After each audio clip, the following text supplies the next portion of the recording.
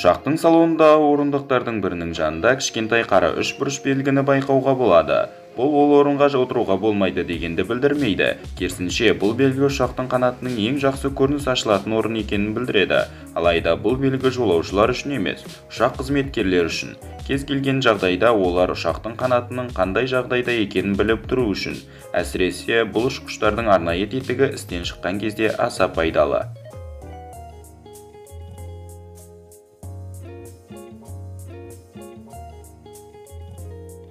Сондай ұшақтың қанатына жақсы көрініс ашылатын орындардың бірінде отырсаңыз, қанаттың үстіндегі осындай кішігірім ілгекті байқауға болады.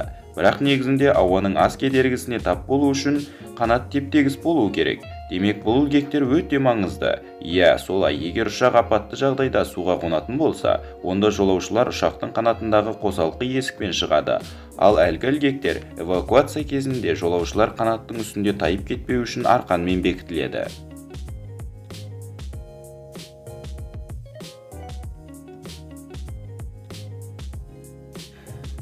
Сіздер байқаған боларсыздар, ұшақтың көбісі ақ түсті болып келеді.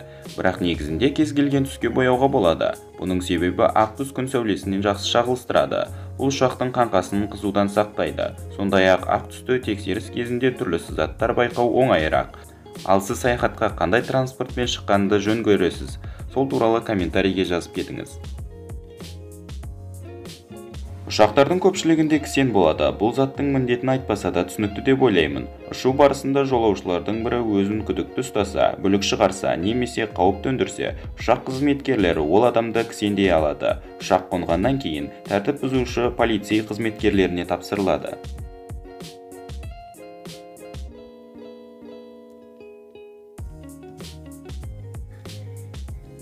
Ұшақты жүргізетін ұшақтар ұшу алдында ылғи да әртүрлі тамақ ішеді. Мұның себебі қауіпсіздік. Егерде ұшқыштардың бірі тамақтан уланып қалса, екіншісі жағдайды өз қолына алу үшін. Сондай-ақ ұшқыштардың ұшпас бұрын ылғи да медициналық тексерістен өткізіледі.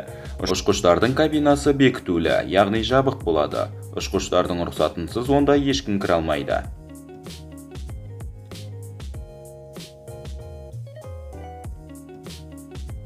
Міне достар, бүгінгі видеомыздың соңы.